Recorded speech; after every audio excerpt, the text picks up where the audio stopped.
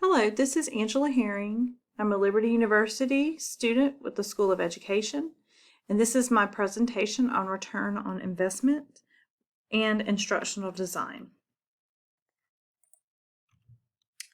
The overview I'm going to speak about during this presentation is what is ROI, the development or the origin of ROI and instructional design, fundamental change, and some considerations. So first, defining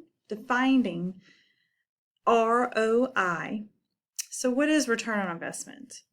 So return on investment has a variety of definitions and is connected to many industries, not only to education, but also to many businesses, companies, finances, things like that. The term ROI refers to the return on investment, which measures the educational material's effectiveness when it comes to instructional design or instructional design method and the different programs and curriculum and things like that connected to instructional design. It's just measuring, are these materials or are these lessons effective, and are they proving to be and meet the goals? It's also defined as a performance measure used to evaluate the efficiency or profitability of an investment or compare the efficiency of several different investments.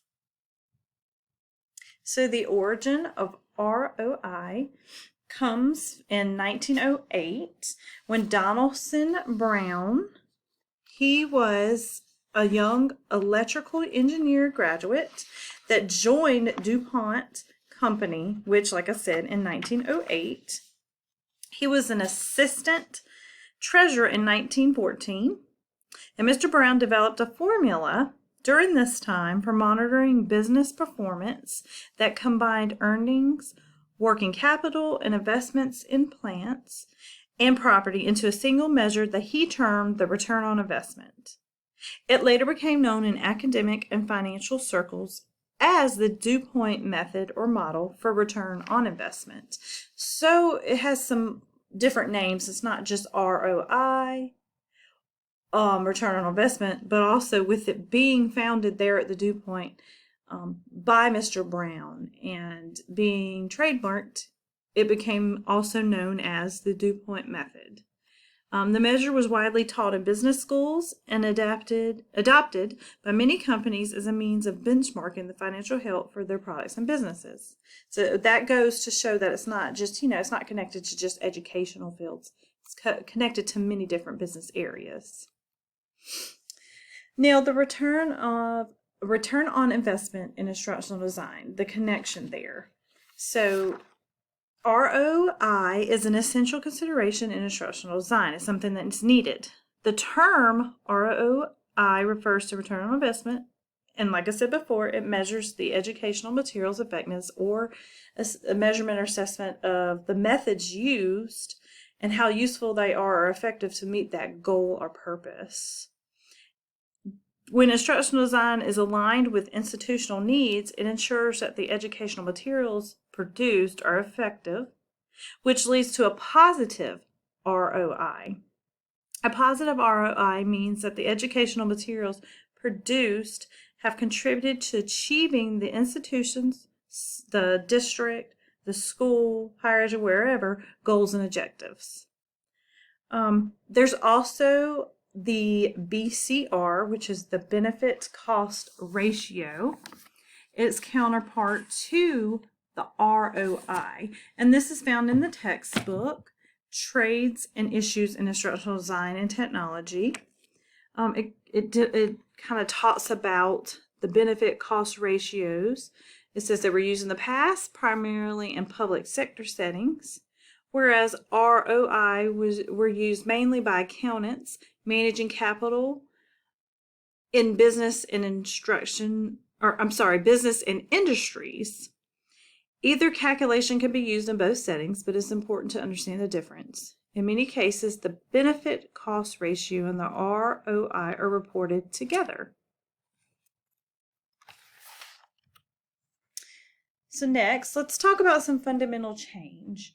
So some things happen, change happens no matter what, things happen. There's fluctuation, um, investments might change. We're going to talk about evolving technology on one hand, which is like the change in how things are taught, how things are provided for instructional design. So there's game-based teaching and learning, there's mobile learning, there's open educational resources, there's online courses, and then there's also the flipped classrooms. So with the technology, with its many forms and features, with them evolving, they're not going anywhere. So this is something you have to think about when you look at your ROI in instructional design. There's also the fact of the business and educational needs, such as investment and economic factors. The ROI can fluctuate. The fluctuation can be referred to where there is a financial change or fluctuation in investments. The fluctuation as your investment is supposed to be stable. So if it's stable, the investment is stable, so your ROI needs to be stable as well. A little fluctuation of ROI is a given, as there may be competition, inflation, and other natural economic factors. So there's different things to play at these changes. Some of these things you can't help. Finally, let's do some considerations during instructional design development. So during the steps of instructional design and looking at ROI, consideration during the development or the planning process, you would look at your goals and objectives. You would want to identify what your school or your institute's goal and objectives are. This will ensure that educational materials are relevant and useful for your audience, for your classroom, for your students, whoever it's going to take part in this program. Also, who's the audience? Who's your target audience? Who are you trying to provide these educational materials to? And are they designed to meet that audience's needs? Your resources. Look at your resources. Identify the resources available for the instructional design process. This will help ensure that the materials produced are within, your budget, your finances that you have available, and can be completely prompted. Finally, your stakeholders during your planning process. Identify the stakeholders involved in the instructional design process. This will help to ensure that all perspectives are considered during the process. On the side of considering during the instructional design process, not planning, but the actual process of design, you're going to look at your learning objectives. You want to make sure that your learning objectives are aligned with the school or the institute's goal and objectives. You're going to look at your instructional strategies. What will those instructional strategies be, and how will they be used to deliver the materials, the lessons, the educational materials to your audience? You're going to do an assessment. Identify the assessment strategies that will be used to measure the effectiveness of the educational materials or your lessons. And then review.